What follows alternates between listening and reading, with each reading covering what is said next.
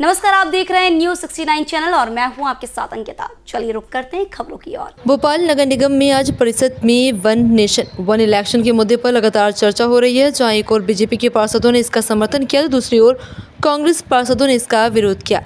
कांग्रेस पार्षदों और नेता प्रतिपक्ष शाबिस्ता जकी ने कहा कि जब ये परिषद लगती है तो जनहित के मुद्दों को भटकाया जाता है, इधर उधर की बातें करके समय बर्बाद किया जाता है। वन नेशन वन इलेक्शन को लेकर पार्षद शिरीन खान ने कहा कि हम सभी इसका समर्थन करते हैं, लेकिन जब विदेशों में बैलेट पेपर से चुनाव होते हैं तो यहाँ क्यों नहीं होते। वहीं बीजेपी पार्षद रेहान सिद्दीकी ने वक्फ संशोधन बिल को लेकर कहा कि ये मुसलमानों के हित के लिए किया गया है, जो गरीब मुस्लिम समुदाय के लोग हैं उनको इसका पूरा लाभ मिलेगा।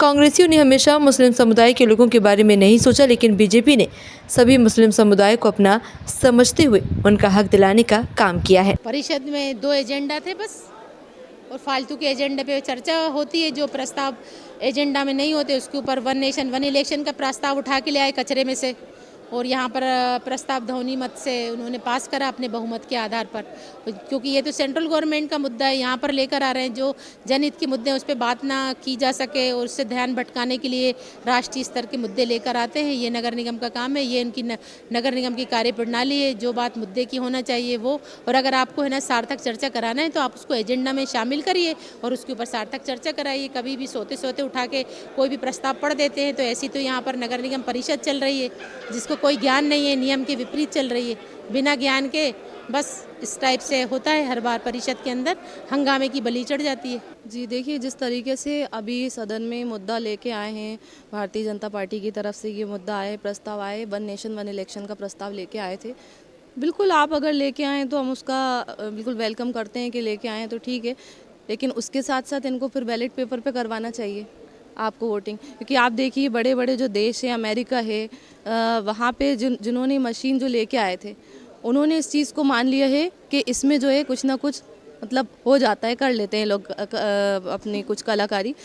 तो जब उन देशों ने मान लिया है कि बैलेट पेपर पे इलेक्शन होना चाहिए, तो फिर हमारे इधर बैलेट पेपर पे इलेक्शन करने में प्रॉब्लम क्या है। लेके आइए आप वन नेशन वन इलेक्शन, हम बिल्कुल उसके साथ हैं, लेकिन बैलेट पेपर पे आप करवाइए, इलेक्शन होना चाहिए। पूरे भारत देश की जनता ये चाहती है, आप उसको भी मानिए और फिर इलेक्शन करवाइए तो परिणाम आपके सामने होगा।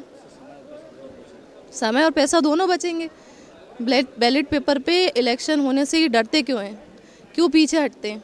मैं तो कह रही हूँ कि हम लोग तो उसका वेलकम कर रहे हैं, हम आपके प्रस्ताव के साथ हैं, ठीक है। वन नेशन वन इलेक्शन का प्रस्ताव आप लाएं, हम उसको ठीक है मानते हैं, लेकिन आप बैलेट पेपर पे करवाइए तो पूरी जितनी भी असलियत है, पूरी भारत देश की जो जनता है वो असलियत आपके सामने लेके आ जाएगी।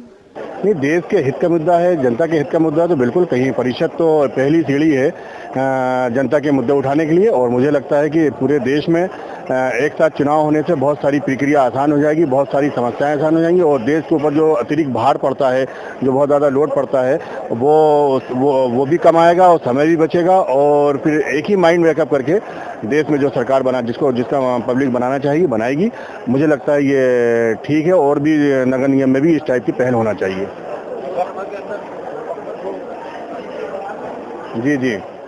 जी, लोकसभा में कल हमारे देश के यशस्वी गृह मंत्री जी ने जो उद्बोधन सुना काफ़ी सराहनीय है। और कहीं भी उनके 40-42 मिनट के उद्बोधन में, भाषण में कहीं भी मुस्लिम विरोधी बात नहीं निकली।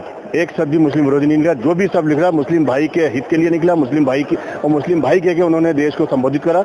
और मुझे लगता है ऐसे लोगों की जो भूमाफिया हैं, जो करोड़ों की संपत्ति पे अपना अधिकार समझ रहे हैं, उनकी संपत्ति लेके गरीब मुसलमान, जो बेसहारा मुसलमान है, यतीम मुसलमान है, जो जिनके पास 2 जून की खाने को रोटी नहीं है, उन मुसलमानों तक वो संपत्ति दी जाएगी। और मुझे लगता है अगर ऐसा होगा तो फिर कहीं ना कहीं मुसलमान का उद्धार होगा और हमारे खुद के कॉलेजेस बनेंगे, हमारे खुद के अस्पताल बनेंगे, वहाँ पर मुसलमानों को और ज़्यादा लाभ मिलने की उम्मीद है, जिस हिसाब से हमारे देश के गृह मंत्री जी ने बोला। और मुसलमानों, अच्छा इसमें एक चीज़ और भी हम बता दें कि कुछ कांग्रेस के लोग जो सिर्फ एक ही चीज़ को इतने दिन से उम्र चला रहे थे, कब्रिस्तान में दफनाने का अधिकार छिन जाएगा, या मदारिस का अधिकार छिन जाएगा, या खानखा पे नुकसान हो जाएगा, या मदरसों में नुकसान हो जाएगा, जाएगा, ऐसा उन्होंने क्लियर कर दिया है। इस टाइप की कोई चीज़ नहीं है। और संपत्ति प्रॉपर्टी जो वक्फ की प्रॉपर्टी है उसको लेने हम नहीं आए हैं, बल्कि जो वक्फ की संपत्ति है जो मुस्लिम भाई वंचित है उनको देना है। और जो पैसे वाले लोग हैं जिनने चचाबाद भतीजाबाद 60-70 साल से चला के कांग्रेस के नेताओं ने वो संपत्ति अपने चचाबाद भतीजाबाद को जो दी थी उनसे लेकर गरीबों में वो संपत्ति तकसीम करी जाएगी। और ऐसे गरीबों में हमारे मस्जिद के जो इमाम है, मस्जिद के मौजिन है, 70 सालों में कभी कांग्रेस ने इन लोगों की फिक्र नहीं करी। ऐसे लोगों की फिक्र हमारी मतलब सरकार कर रही है। और ये मुझे लगता है कि आने वाला टाइम हमारे वक्त के लिए बहुत अच्छा टाइम है। कांग्रेस इस बात कर रही है, कांग्रेस ने तो भ्रष्टाचार करा है 70 सालों में। कांग्रेस के नेता अभी तक सेंट्रल गवर्नमेंट से लेके स्टेट गवर्नमेंट तक कांग्रेस के नेता ही वक्फ के चेयरमैन बने। वक्फ के चेयरमैन बनने के बाद में वक्फ की जो ज़मीन थी उसकी लीज कराई। अब लीज कराने के बाद में उसको उन्होंने पीछे के दरवाजे से करोड़ों की अरबों की जो ज़मीनें थी पीछे के दरवाजे से ब्लैक में पैसा देते थे वक्फ के चेयरमैनों को। और उसके बाद में वो ज़मीन का नॉमिनल रेट पे किराएदारी करते थे। वहाँ लोगों की बड़ी बड़ी मल्टियाँ बनी हैं, बड़े बड़े मॉल बने हुए हैं, बड़ी बड़ी दुकानें बनी हुई हैं। और औकाफ में अभी भी उन दुकानों का किराया 500, 1000, 2000, 5000 जमा करते हैं और वहाँ से लाखों रुपये वसूलते हैं वो। ये तो गलत है। ये हमारे जो लोग हैं जो वक्फ को अल्लाह के राह में करके गए हैं, वक्फ का पैसा हमारे इमामों के लिए है, वक्फ का पैसा हमारे मौजिनों के लिए है, वक्फ का पैसा हमारे विधवा बहनों के लिए, वक्फ का पैसा हमारी यतीम बच्चियों की शादी के लिए, वक्फ का पैसा हमारे अनाथ बच्चों के लिए है। ये जो बड़े बड़े उद्योगपति, बड़े बड़े जो कांग्रेस के नेता अभी तक मलाई खाई है, अब मलाई खाने का वक्त इनका दूर हो गया है। अब इनकी उल्टी गिनती शुरू हो गई है। अब वक्फ की संपत्ति वापस लेके सरकार गरीबों को देगी। मुद्दों की बात तो भाई मुद्दे पे जब भी कोई बात करने खड़ा हो तो उसको भटका देते। नहीं, वो तो होने ही नहीं चाहिए था। हम तो उसके पक्ष में हम तो मुसलमान आदमी, हम तो उसका विरोध करेंगे कि बिल्कुल गलत ढंग से पास हुआ है।